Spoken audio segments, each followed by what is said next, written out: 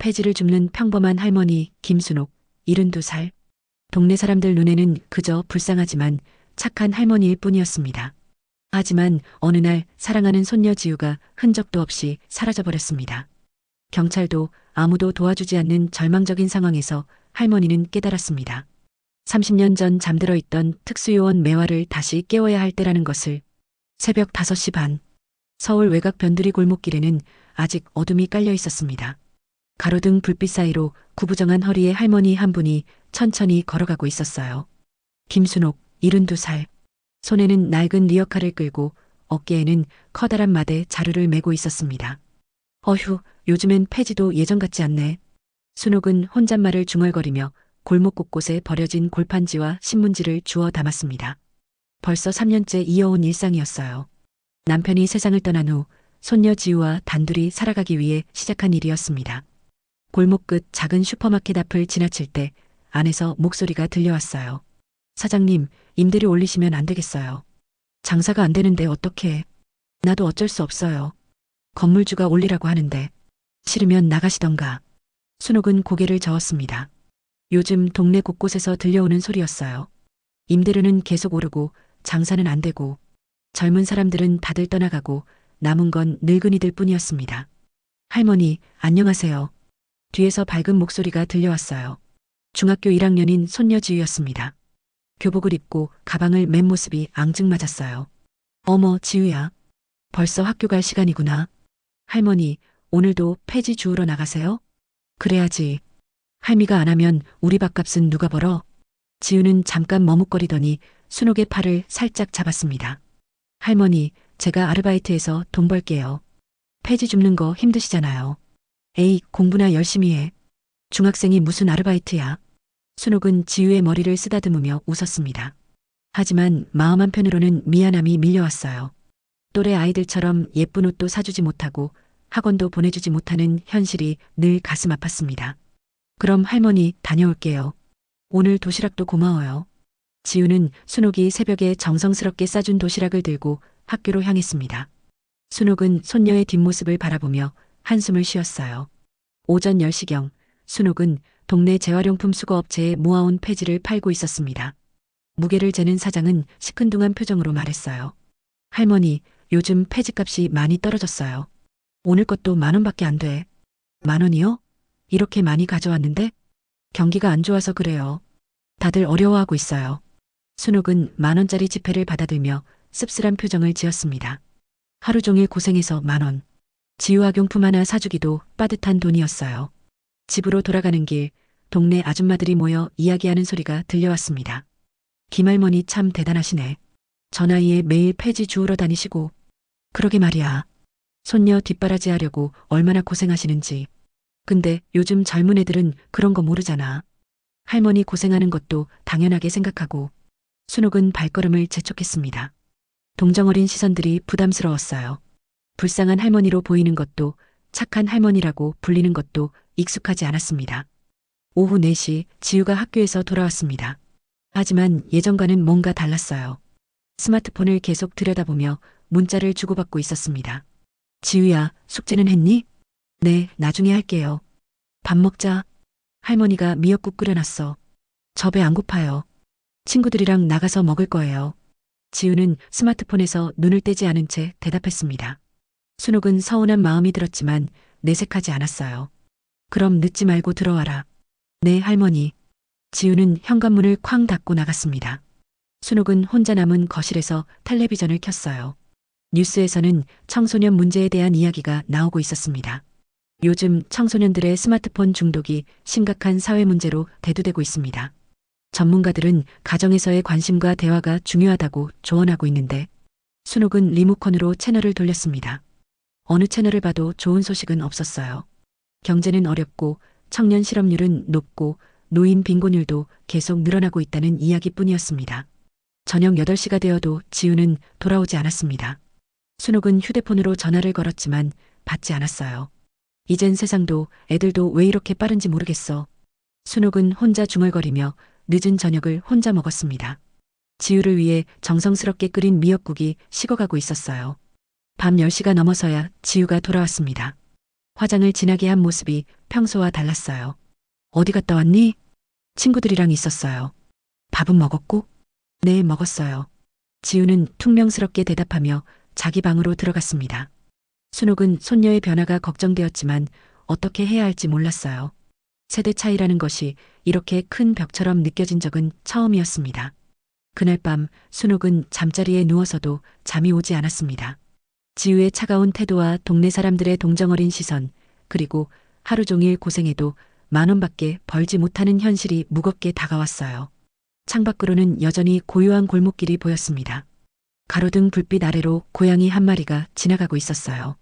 순옥은 그 모습을 바라보며 깊은 한숨을 쉬었습니다. 그 다음날 오후 순옥은 평소와 다름없이 동네를 돌며 폐지를 줍고 있었습니다. 하지만 마음 한구석에는 어젯밤 지우의 차가운 태도가 계속 걸렸어요. 3시가 넘어가는데도 학교에서 돌아오지 않는 손녀가 신경 쓰였습니다. 4시, 5시가 지나도 지우는 나타나지 않았습니다. 평소 같으면 배가 고프다며 집에 들어와 간식을 찾곤 했는데 말이에요. 설마 어제처럼 또 친구들이랑 놀러 간 건가? 순옥은 걱정스러운 마음으로 지우의 휴대폰에 전화를 걸었습니다. 하지만 전화는 꺼져 있었어요. 문자를 보내도 답이 없었습니다. 6시, 7시가 되어도 지우는 돌아오지 않았습니다. 순옥의 불안감이 점점 커져갔어요. 혹시 무슨 일이 생긴 건 아닐까 하는 생각에 가슴이 두근거렸습니다. 이상해. 아무리 그래도 이렇게 늦을 리가 없는데. 밤 8시가 넘어가자 순옥은 더 이상 기다릴 수 없었습니다. 급하게 외투를 걸치고 집을 나섰어요. 먼저 지우가 다니는 중학교 앞으로 갔지만 이미 학교 문은 닫혀 있었습니다. 동네 파출소는 집에서 10분 거리에 있었습니다. 순옥은 숨을 헐떡이며 파출소 문을 열었어요. 경찰 아저씨, 저희 손녀가 실종됐어요. 당직을 서고 있던 이경사는 순옥을 바라보며 귀찮다는 표정을 지었습니다. 20대 후반으로 보이는 젊은 경찰이었어요. 실종이요? 언제부터 안 보이셨는데요? 오늘 아침에 학교 간다고 나간 후로요. 평소 같으면 벌써 집에 돌아왔을 시간인데. 아, 할머니. 요즘 애들 다 그래요. 가출 한두 번 안 하는 애가 없어요. 하루 이틀 지나면 배고파서 알아서 돌아와요. 이경사는 대수롭지 않다는 듯 말했습니다. 순옥은 답답함을 느꼈어요. 그게 아니에요. 저희 지우는 그런 애가 아니거든요. 분명 무슨 일이 생긴 거예요. 할머니, 진정하세요. 미성년자는 24시간이 지나야 실종 신고를 받을 수 있어요. 내일 아직도 안 보이면 그때 다시 오세요. 이경사는 서류를 정리하며 대충 넘어가려 했습니다. 순옥은 화가 났지만 참았어요. 화를 낸다고 해결될 일이 아니었으니까요. 그럼 우선 수색이라도 해주실 수 있나요? 할머니, 저희도 할 일이 많아요. 요즘 청소년들 가출이 얼마나 많은데요. 일일이 다 찾아다닐 수도 없고. 순옥은 파출소를 나서며 이를 악물었습니다. 경찰이 도움이 안 된다면 직접 찾아야겠다고 생각했어요. 먼저 지우의 친구들을 만나보기로 했습니다. 지우가 자주 이야기하던 같은 반 친구 수진이의 집을 찾아갔어요. 수진아, 우리 지우 못 봤니? 지우도? 오늘 학교에서 봤는데요. 점심시간에 같이 있었어요. 그 이후에는 어떻게 됐는지 아니? 수진이는 잠깐 생각하더니 작은 목소리로 말했습니다. 할머니, 지우가 요즘 이상한 언니들이랑 어울리고 있어요. 이상한 언니들? 네, 고등학생인지 아닌지도 모르겠고, 화장도 진하게 하고, 담배도 피우고, 지우한테 자꾸 어디 놀러 가자고 하더라고요. 순옥의 가슴이 철렁 내려앉았습니다. 지우가 나쁜 무리에 빠진 건 아닐까 하는 걱정이 들었어요. 오늘도 그 언니들과 함께 있었니? 잘 모르겠어요. 근데 방과 후에 지우가 어떤 남자들이랑 이야기하는 걸 봤어요. 남자들? 네, 나이가 많아 보였어요. 지우가 뭔가 무서워하는 것 같았는데 그 사람들이 지우를 어디론가 데려가는 것 같았어요. 순옥은 더 이상 가만히 있을 수 없었습니다. 급하게 수진이에게 고마움을 표하고 집으로 돌아갔어요. 하지만 집에서 가만히 앉아 있을 수는 없었습니다. 밤 10시가 넘었지만 순옥은 다시 나섰습니다. 동네 곳곳을 돌아다니며 지우를 찾았어요. 편의점, 노래방, PC방까지 모든 곳을 뒤졌지만 지우는 보이지 않았습니다. 새벽 2시가 되어서야 순옥은 지친 몸을 이끌고 집으로 돌아왔습니다. 하지만 잠이 올 리 없었어요. 지우에게 무슨 일이 생긴 건 아닐까 하는 걱정에 가슴이 미어졌습니다. 다음 날 아침 순옥은 다시 파출소로 향했습니다. 이번에는 다른 경찰이 근무하고 있었어요. 어제 실종 신고 하려던 할머니시죠? 아직도 안 돌아왔나요? 네, 벌써 하루가 넘었어요. 이제 신고 받아주실 수 있죠? 경찰은 귀찮아하면서도 서류를 꺼냈습니다. 하지만 별다른 조치를 취하려 하지는 않았어요. 할머니, 요즘 애들이 워낙 그래서요. 며칠 있으면 돌아올 거예요. 순옥은 답답했지만 어쩔 수 없이 실종 신고만 접수하고 나왔습니다. 경찰을 믿을 수 없다면 스스로 해야겠다고 생각했어요. 동네로 돌아와서 순옥은 골목 곳곳에 CCTV 카메라 위치를 확인하기 시작했습니다. 평소 폐지를 주우며 동네 구석구석을 다녔던 덕분에 어디에 카메라가 있는지 대충 알고 있었어요. 여기 카메라, 저기 카메라. 지우가 지나간 길목을 찾을 수 있을 거야. 몇 시간 동안 동네를 돌아다니며 CCTV를 확인한 순옥은 한 가지 이상한 점을 발견했습니다. 학교에서 집으로 오는 길목에 있는 카메라에 수상한 차량이 며칠 전부터 계속 나타나고 있었던 것이에요. 검은색 승용차였는데 번호판이 묘하게 낯익었습니다. 순옥은 그 번호를 자세히 들여다보았어요. 저건 북측 차량 위장 번호랑 똑같이 써놨네. 순옥의 표정이 갑자기 굳어졌습니다. 오랫동안 잊고 지냈던 기억이 되살아나기 시작했어요. 그 짓거리 안 잊었지. 순옥의 눈빛이 달라졌습니다. 지금까지 보여주었던 평범한 할머니의 모습과는 전혀 다른 날카롭고 차가운 눈빛이었어요. 순옥은 집으로 돌아와 현관문을 잠그고 커튼을 모두 쳤습니다. 평소의 느린 걸음걸이와는 달리 움직임이 빨라졌어요. 마치 다른 사람이 된 것처럼 말입니다. 거실을 지나 안방으로 들어간 순옥은 옷장 앞에 섰습니다. 옷가지들을 한쪽으로 밀어내고 벽을 손으로 톡톡 두드렸어요. 세 번째 칸에서 둔탁한 소리가 났습니다. 아직 여기 있구나. 순옥은 손톱으로 벽지 모서리를 조심스럽게 벗겨냈습니다. 그 안에는 작은 금고가 숨겨져 있었어요. 낡은 다이얼식 금고였지만 여전히 견고해 보였습니다. 숫자를 돌리는 순옥의 손놀림은 한치의 망설임도 없었습니다. 2389-1725. 딸깍 소리와 함께 금고 문이 열렸어요. 금고 안에는 오래된 물건들이 정돈되어 있었습니다. 군용 무전기, 위성 지형지도, 소형 도청 장비, 그리고 노란 봉투에 든 전우들의 연락처 리스트였어요. 순옥은 무전기를 꺼내 배터리를 확인했습니다. 다행히 아직 작동했어요. 지도를 펼쳐보니 서울 일대의 상세한 지형이 표시되어 있었습니다. 일반인은 볼 수 없는 군사용 지도였죠. 30년이 지났는데도 아직 기억나네. 순옥은 도청 장비를 만지작거리며 혼잣말을 했습니다. 손에 익은 느낌이었어요. 마치 어제 사용했던 것처럼 자연스러웠습니다. 노란 봉투를 열자 손으로 쓴 이름들과 암호명들이 나왔습니다. 대부분 줄이 그어져 있었어요. 작고된 분들이었죠. 하지만 몇 개의 이름은 여전히 살아있었습니다. 그 중에서 순옥은 한 이름을 찾았습니다. 한일수. 암호명은 참새였어요. 순옥의 오랜 동료였습니다. 순옥은 휴대폰을 꺼내 조심스럽게 번호를 눌렀습니다. 한참을 기다린 후 전화가 연결됐어요. 여보세요? 일수야, 깨어나야겠다. 전화 너머로 잠깐의 침묵이 흘렀습니다. 그러더니 목소리가 확연히 달라졌어요. 매화야, 정말 너구나. 얼마 만이냐? 30년 만이지. 미안하다. 급한 일이 생겨서. 무슨 일인데?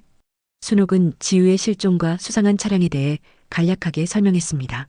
한일수는 중간중간 추임새를 넣으며 심각하게 들었어요. 북측 위장 번호판이라고? 확실하냐? 내가 그걸 못 알아볼 줄 알았나? 분명해. 그럼 이건 단순한 유괴가 아니야. 누군가 너를 노리고 있는 거지. 순옥도 같은 생각이었습니다. 지우의 실종은 우연이 아니었어요. 누군가 순옥을 끌어내기 위해 손녀를 이용한 것 같았습니다. 지금 어디 있어? 성북구 요양원에 있어. 치매 환자로 위장 중이야. 아직도 그 짓 하고 있었구나. 할 수 없지. 우리 같은 인간들이 평범하게 살 수 있다고 생각했나? 한일수의 목소리에는 쓸쓸함이 배어 있었습니다. 이들은 나라를 위해 목숨을 걸고 일했지만 정작 그 나라에서는 존재 자체를 지워버린 사람들이었어요. 언제 만날 수 있어? 내일 오후에 한강공원으로 나올 수 있어. 산책 나간다고 하면 돼. 고마워, 일수야. 매화야, 조심해. 상대가 누군지 모르지만 우리를 알고 있다는 건 만만한 상대가 아니라는 뜻이야. 전화를 끊은 순옥은 CCTV 영상을 다시 분석하기 시작했습니다.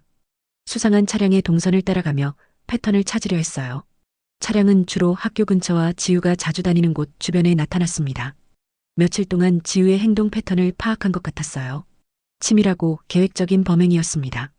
이 정도 준비를 했다는 건 순옥은 지도를 펼치고 차량의 이동 경로를 표시했습니다.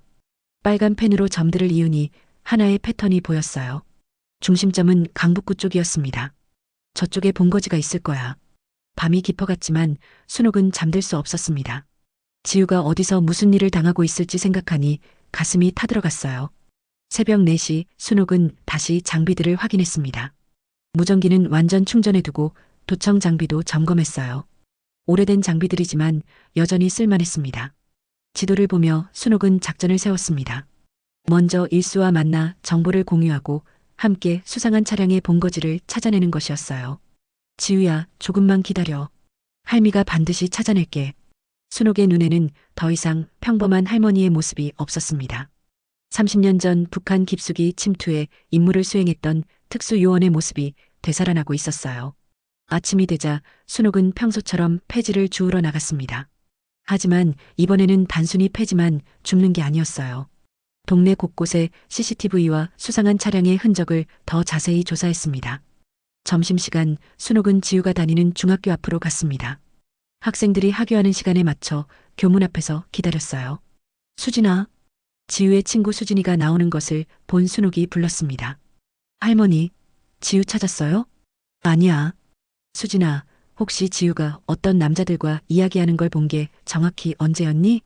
그게 엊그제였어요. 화요일이었는데. 화요일. 지우가 실종되기 하루 전이었습니다. 순옥은 더 자세한 이야기를 들었어요. 차는 어떻게 생겼었니? 검은색이었어요. 되게 비싸 보이는 차였는데 번호판이 이상했어요. 번호판이? 네, 뭔가 어색했어요. 새 것 같았는데 차는 좀 오래된 것 같고. 순옥은 확신했습니다. 위장 번호판이 분명했어요. 오후 3시 순옥은 한강공원으로 향했습니다. 오랜만에 만날 동료를 생각하니 마음이 복잡했어요. 함께 생사고락을 같이 했던 사이였지만 30년이라는 세월이 흘렀으니까요. 공원 벤치에 앉아 기다리던 순옥은 익숙한 걸음걸이를 발견했습니다. 한일수였어요. 75살의 나이에도 여전히 군인의 자세를 유지하고 있었습니다.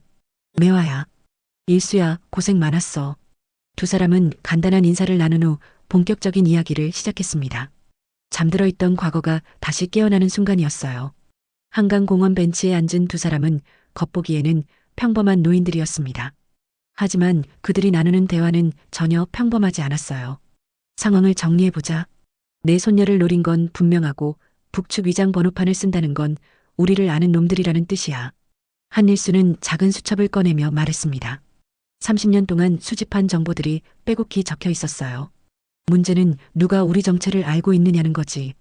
공식적으로는 우리 존재 자체가 지워졌잖아. 순옥은 고개를 끄덕였습니다.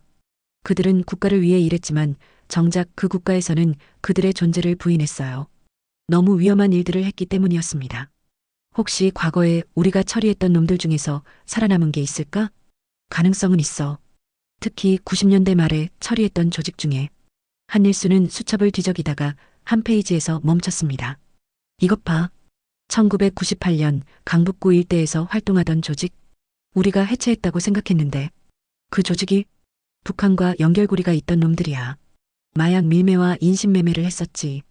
우리가 핵심 인물들을 제거했지만 말단들은 살아남았을 수도 있어. 순옥은 지도를 꺼내 강북구 일대를 확인했습니다. 수상한 차량의 이동 패턴과 일치하는 부분이 있었어요. 거기야. 분명히 거기에 있을 거야. 성급하게 움직이면 안 돼. 상대도 우리를 노리고 있다는 걸 잊지 마. 한일수는 순옥의 손을 잡으며 진지하게 말했습니다. 하지만 지우를 구해야 해. 더 늦으면. 알아. 그럼 이렇게 하자. 내가 장비를 준비할 테니까 너는 정찰부터 해. 난 절대 혼자 들어가지는 마. 두 사람은 작전 계획을 세웠습니다. 순옥이 먼저 목표 지역을 정찰하고 한일수가 후방 지원을 하기로 했어요. 다음 날 아침 순옥은 평소처럼 폐지를 주우러 나갔습니다. 하지만 이번에는 강북구 쪽으로 발길을 돌렸어요. 리어카에는 폐지뿐만 아니라 소형 도청 장비도 숨겨져 있었습니다. 강북구 변두리 공단 지역. 오래된 공장들과 창고들이 즐비한 곳이었어요.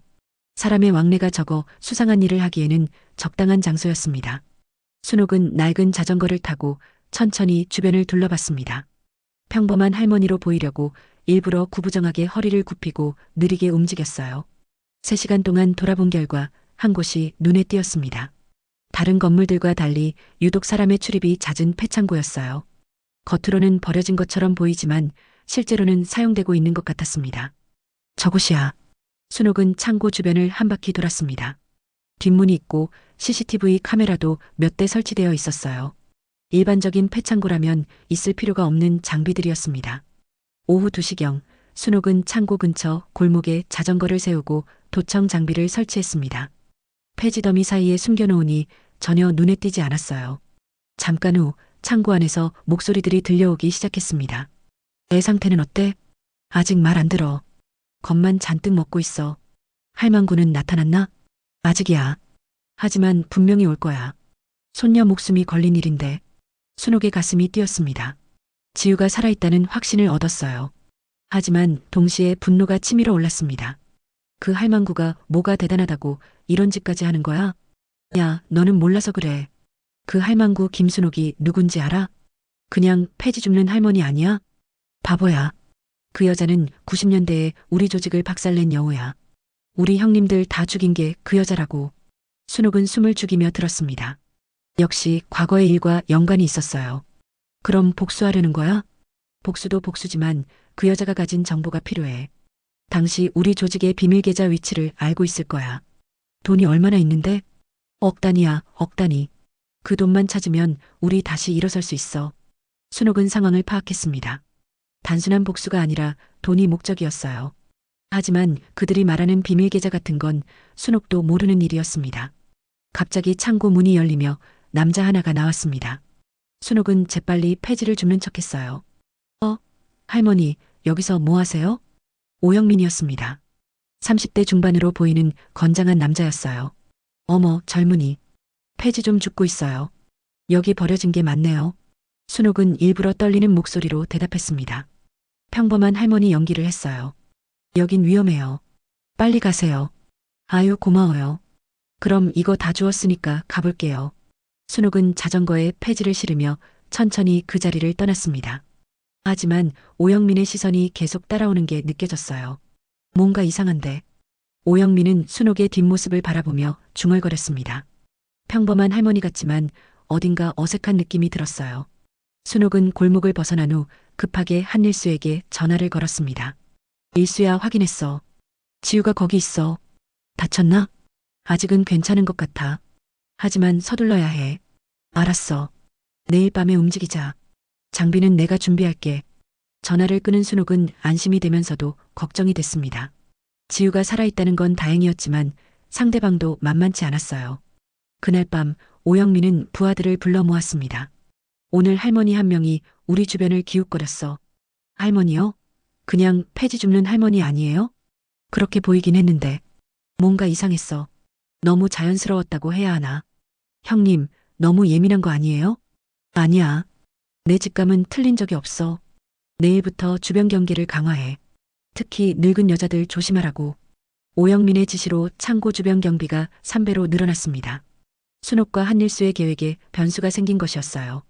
다음 날 아침 순옥은 다시 창고 근처에 갔지만 분위기가 달라진 걸 느꼈습니다. 경계가 삼엄해져 있었어요. 들켰나? 순옥은 멀리서 창고를 바라보며 생각했습니다. 계획을 수정해야 할 것 같았어요. 하지만 포기할 수는 없었습니다. 지우를 구해야 했으니까요.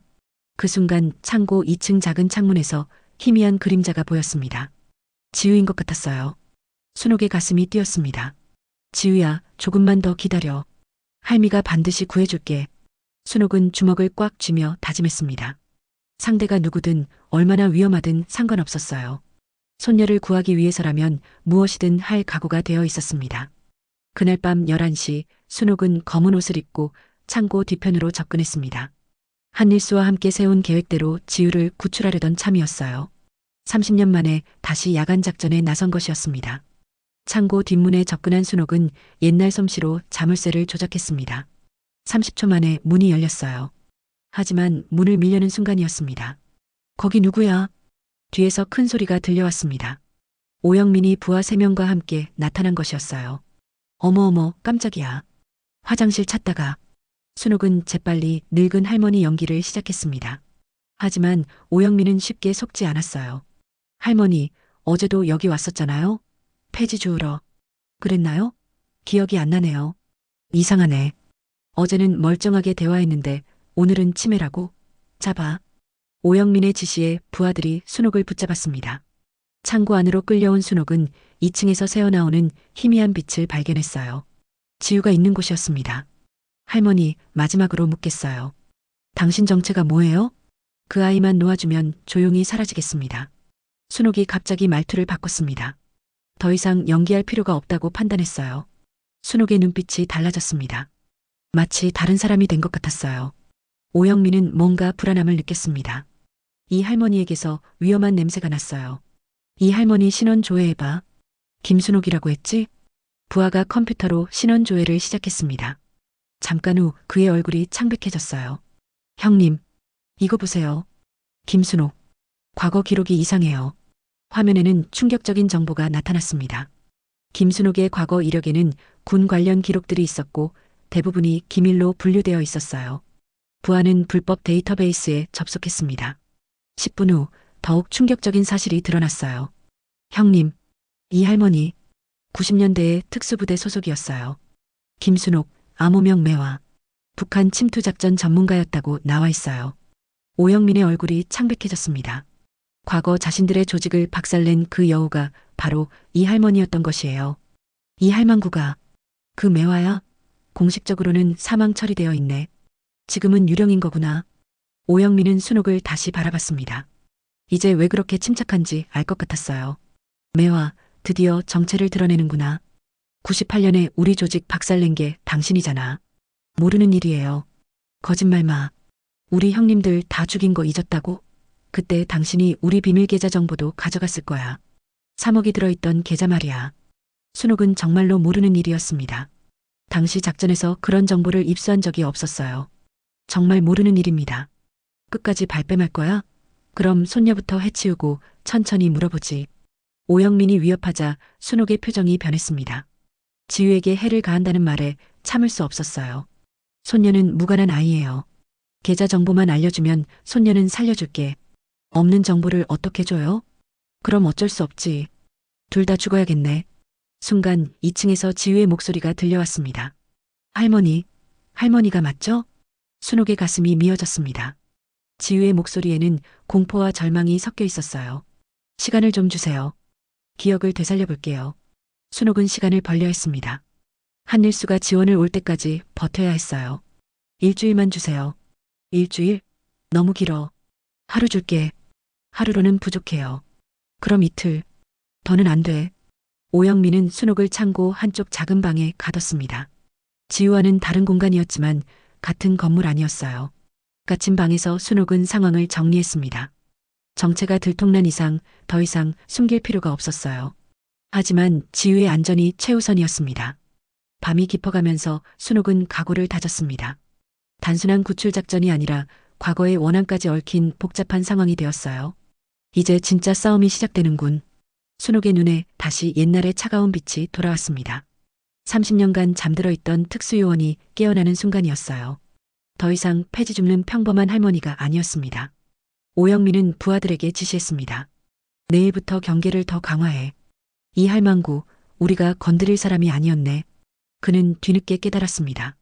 자신들이 건드린 것은 단순한 할머니가 아니라 한때 북한 땅까지 혼자 침투했던 전설적인 요원이었다는 사실을 말이에요. 순옥은 어둠 속에서 탈출 계획을 세우기 시작했습니다. 30년의 공백이 있었지만 몸에 밴 본능은 여전히 살아있었어요. 새벽 4시 순옥은 갇힌 방에서 몸을 풀고 있었습니다. 30년 동안 쓰지 않았던 근육들을 하나씩 깨우고 있었어요. 관절을 돌리고 스트레칭을 하며 옛날 감각을 되찾아가고 있었습니다. 아직 몸이 기억하고 있구나. 순옥은 작은 미소를 지었습니다. 나이는 들었지만 기본기는 남아 있었어요. 오전 6시 오영민이 부하와 함께 나타났습니다. 잘 생각해봤어? 계좌 정보. 하루 더 시간이 필요해요. 너무 오래된 일이라 기억이 안 나요. 순옥은 시간을 더 벌었습니다. 한일수와의 연락 방법을 찾아야 했어요. 할망구, 우리 인내심도 한계가 있어. 내일까지야. 오영민이 나간 후 순옥은 방안을 자세히 살펴봤습니다. 벽은 시멘트였지만 한쪽 모서리가 조금 부식되어 있었어요. 작은 틈이 보였습니다. 이걸로 충분해. 순옥은 신발끈을 풀어 가느다란 줄을 만들었습니다. 그리고 머리핀을 구부려 작은 갈고리를 만들었어요. 즉석에서 만든 간이 도구였습니다. 오후 2시 점심을 가져온 부하가 방문을 열었습니다. 할머니, 밥 먹어요. 고마워요. 그런데 화장실 좀 가면 안 될까요? 형님이 안 된다고 했는데. 아유, 급해요. 늙은이가 참기 힘들어요. 부하는 고민하다가 순옥을 화장실로 데려갔습니다. 화장실 창문을 통해 순옥은 창고 구조를 파악했어요. 지우가 있는 2층으로 가는 계단도 보였습니다. 빨리 해요. 네, 금방이에요. 화장실에서 나온 순옥은 부하의 뒤를 따라 걸었습니다. 그 순간 순옥이 번개처럼 움직였어요. 부하의 목을 정확히 눌러 기절시켰습니다. 미안해, 젊은이. 순옥은 부하의 휴대폰을 가져와 한일수에게 메시지를 보냈습니다. 위치와 상황을 간단히 알렸어요. 다시 방으로 돌아온 순옥은 기다렸습니다. 1시간 후 부하가 깨어났지만 자신이 기절했다는 사실을 기억하지 못했어요. 정확한 혈점 타격 덕분이었습니다. 오후 5시 순옥의 휴대폰에 메시지가 왔습니다. 한일수였어요. 오늘 밤 12시. 뒤편 준비. 순옥은 메시지를 지우고 본격적인 준비를 시작했습니다. 방 안에 있던 작은 철사들을 모아 간이 무기를 만들었어요. 그리고 이불을 찢어 로프를 만들었습니다. 밤 9시 창고가 조용해졌습니다. 오영민과 부하들이 저녁을 먹으러 나간 것 같았어요. 지금이 기회였습니다. 순옥은 만들어둔 도구로 방문을 열었습니다. 복도는 어두웠지만 익숙한 어둠이었어요. 30년 전에도 이런 어둠 속에서 작전을 수행했었습니다. 조용히 2층으로 올라간 순옥은 지우가 있는 방을 찾았습니다. 문 앞에 다가가자 안에서 흐느끼는 소리가 들렸어요. 지우야. 할머니? 할머니 맞아요? 응, 할미야. 울지 마. 순행은 문고리를 조작했습니다. 몇 초 만에 문이 열렸어요. 할머니. 지우가 순옥에게 달려와 안겼습니다. 밧줄에 묶여있던 손목에는 상처가 있었어요. 지우야, 다쳤니? 아니에요. 무서웠어요. 할머니가 오실 줄 알았어요. 당연히 왔지. 할미가 널 놔두고 가겠니? 순옥은 지우의 밧줄을 풀어주며 말했습니다. 이제 나가요. 잠깐, 지우야. 할머니가 뭐라는 사람인지 알고 있니? 순옥은 진실을 말해야 할 때라고 생각했습니다. 폐지 주우시는 분 아니에요?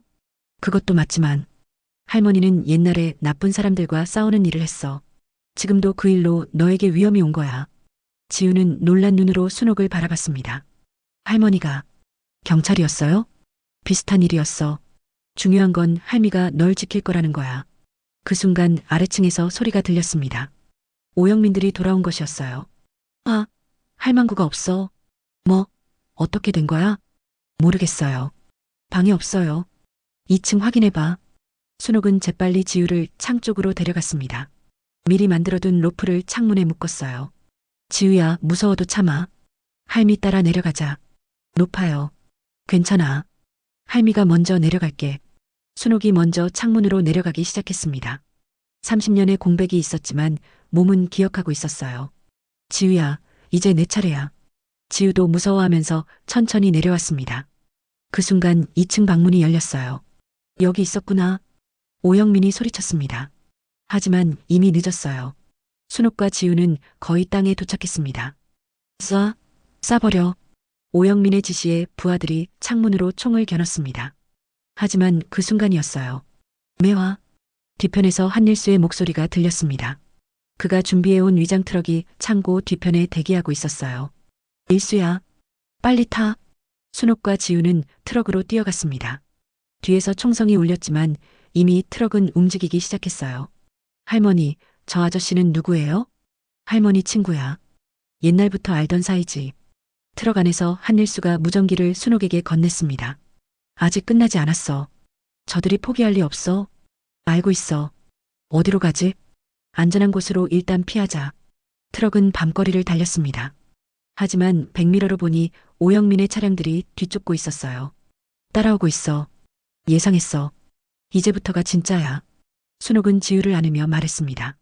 지우야, 조금만 더 참아. 할미가 모든 걸 끝낼게. 할머니, 무서워요. 괜찮아. 할미를 믿어. 그 순간 순옥의 휴대폰에 지우의 음성 메시지가 도착했습니다. 오영민들이 미리 녹음해둔 것이었어요. 할머니, 나 무서워. 근데 꼭 구하러 올 거지? 지우의 떨리는 목소리였습니다. 순옥은 가슴이 미어졌어요. 지켜준다고 했잖니. 할미가 안 지켜서 미안해. 순옥의 눈에 눈물이 고였습니다. 하지만 동시에 분노도 치밀어 올랐어요. 손녀를 이용해서 자신을 협박한 것이 용서되지 않았습니다. 일수야, 이제 정면 승부를 하자. 무슨 뜻이야? 도망만 다닐 수는 없어. 저들을 완전히 끝내야 해. 순옥의 목소리에는 30년 전의 차가운 결의가 담겨 있었습니다. 잠들어 있던 특수요원이 완전히 깨어난 것이었어요. 새벽 5시 한강변 폐차장에 숨어있던 순옥과 한일수는 마지막 작전을 준비하고 있었습니다. 지우는 트럭 안에서 잠들어 있었어요. 매화야, 정말 이렇게 하는 게 맞나? 도망만 다녀서는 해결이 안 돼. 저들을 완전히 끝내야 지우가 안전해. 순옥의 눈에는 확고한 의지가 담겨 있었습니다. 30년간 잠들어 있던 전사의 본능이 완전히 깨어났어요. 장비는 다 준비했어? 한일수가 가방을 열자 오래된 군용 장비들이 나왔습니다. 야간 투시경, 연막탄, 그리고 신호 발신기였어요. 무기는? 우리 나이에 총 들고 싸우게. 예전처럼 머리로 해결하자. 순옥은 지도를 펼치며 오영민의 본거지를 다시 확인했습니다. 창고 구조와 주변 지형이 머릿속에 선명하게 그려졌어요. 저들이 가장 방심할 때가 언제일까? 낮 시간대야. 밤에는 경계가 삼엄하지만 낮에는 사람들 왕래 때문에 오히려 느슨해져.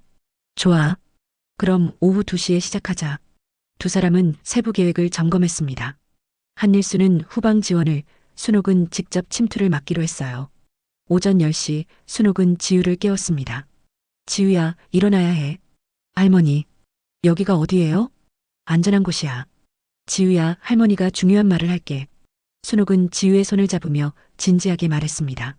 할머니가 나쁜 사람들과 마지막 싸움을 해야 해. 그래야 우리가 평안하게 살 수 있어. 위험한 거 아니에요? 할머니를 믿어. 반드시 돌아올게. 지우는 불안한 표정이었지만 고개를 끄덕였습니다. 저 아저씨가 지우를 지켜줄 거야. 할머니가 올 때까지 여기서 기다려. 한일수가 지우에게 미소를 지어 보였습니다. 걱정 마, 지우야. 할머니는 정말 대단한 분이셔. 오후 1시 순옥은 다시 평범한 할머니 모습으로 변장했습니다. 하지만 이번에는 리어카에 특수 장비들이 숨겨져 있었어요. 일수야, 신호 보내면 바로 움직여. 알았어. 조심해, 매화야. 순옥은 폐지를 주우며 창고 주변에 접근했습니다. 낮 시간이라 경비가 느슨했어요. 하지만 완전히 방심하지는 않았습니다. 창고 입구에서 부하들이 담배를 피우며 이야기하고 있었습니다.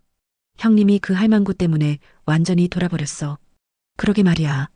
하루 종일 찾아다니고. 순옥은 그들 대화를 들으며 작전을 수정했습니다. 오영민이 자신을 찾아 나선 사이 창고가 비어있을 가능성이 높았어요. 지금이야. 순옥은 연막탄을 창고 정문 쪽으로 던졌습니다. 하얀 연기가 순식간에 퍼져나갔어요. 뭐야? 불이야? 연기가 어디서 나오는 거야? 부하들이 당황하는 사이 순옥은 뒷문으로 침투했습니다. 야간 투시경을 착용하고 연기 속을 헤쳐나갔어요. 창고 안은 예상대로 비어 있었습니다. 하지만 곳곳에 함정이 설치되어 있었어요. 바닥에 압력 센서와 적외선 감지기들이었습니다. 아직 실력이 남아있구나. 순옥은 마치 춤을 추듯 함정들을 피해 나갔습니다. 30년 전의 기술이 되살아났어요. 2층으로 올라간 순옥은 오영민의 사무실을 발견했습니다. 컴퓨터와 각종 서류들이 있었어요. 그리고 벽에는 자신의 사진이 붙어 있었습니다. 날 얼마나 원망했으면. 순옥은 컴퓨터를 켜고 파일들을 확인했습니다. 그들의 범죄 증거들이 가득했어요. 마약 거래, 인신매매, 그리고 여러 살인 사건들의 기록이었습니다. 파일을 복사하던 순간 뒤에서 소리가 났습니다. 역시 여기 있었구나. 오영민이 권총을 들고 나타났습니다. 부하들도 함께였어요. 할망구, 아니 매화.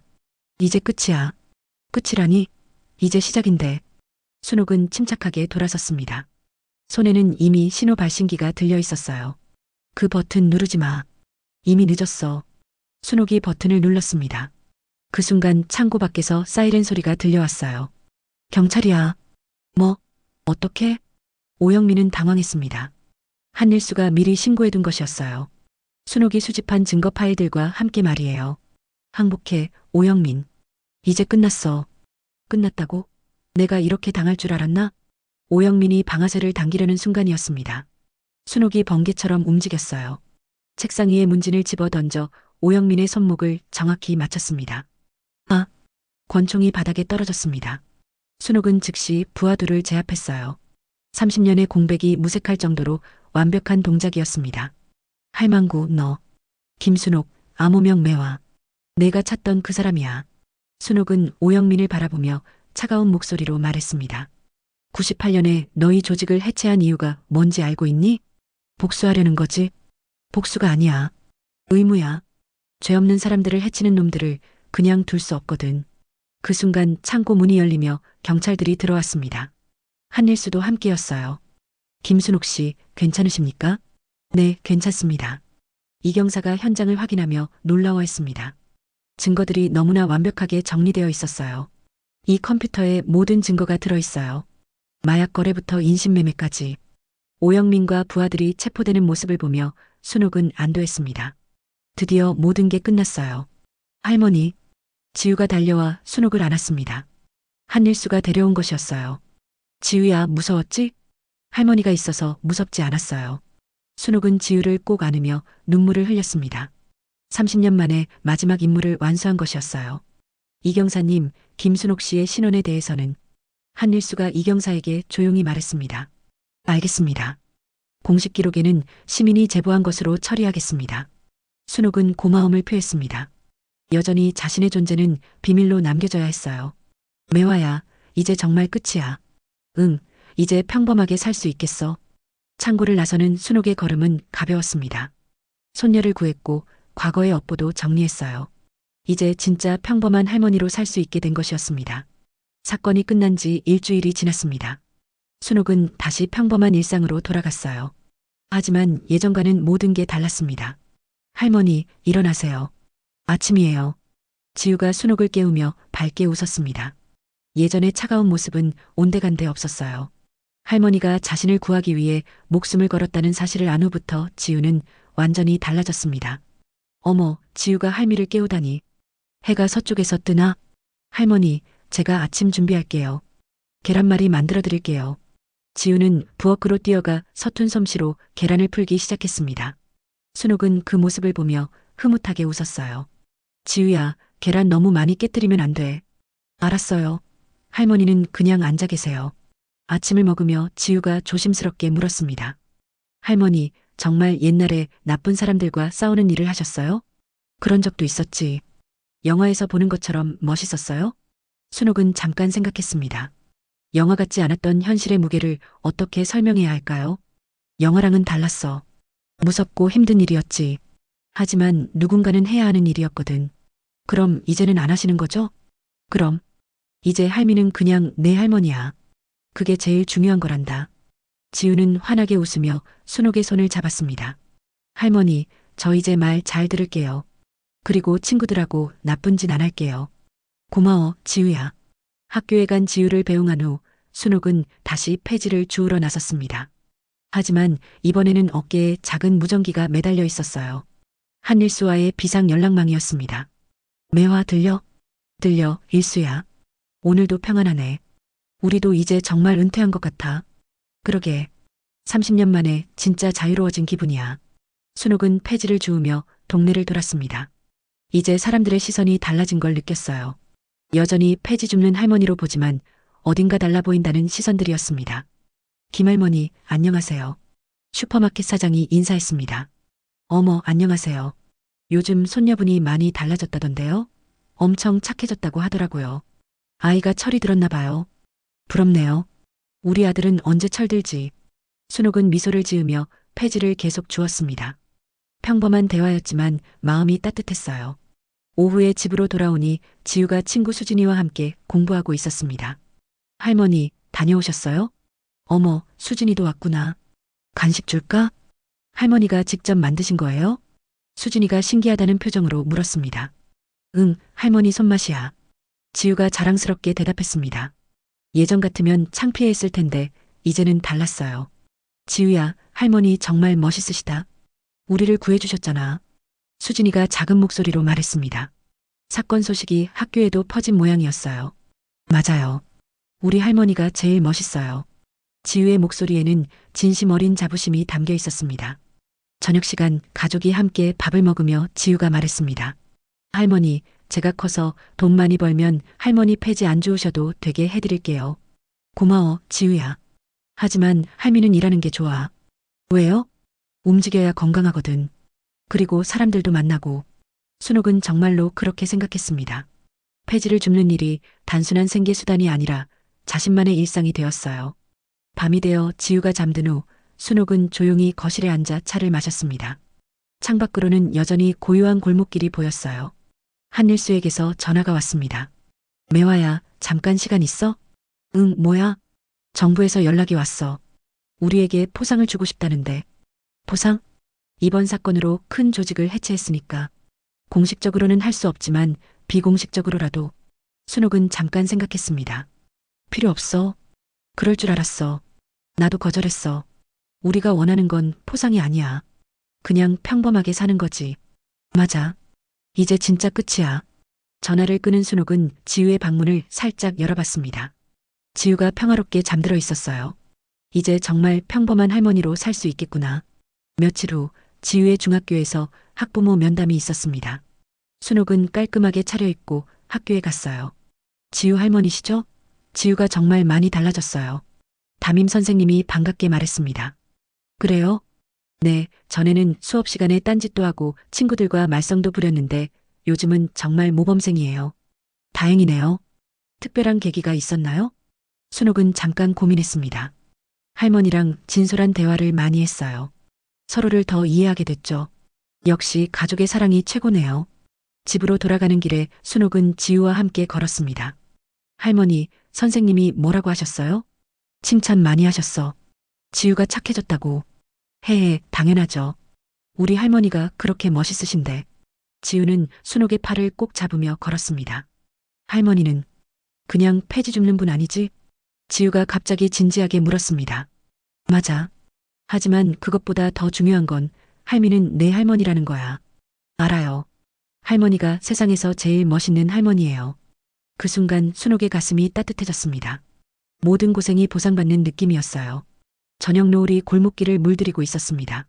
할머니와 손녀가 나란히 걸어가는 모습은 평범해 보였지만 그 안에는 특별한 사랑이 담겨 있었어요. 지우야, 내일은 뭐 하고 싶어? 할머니랑 함께 있으면 뭐든 좋아요. 순옥은 미소를 지었습니다. 이제 정말로 평범하지만 행복한 일상이 시작된 것이었어요. 과거는 과거일 뿐 현재가 더 소중했습니다.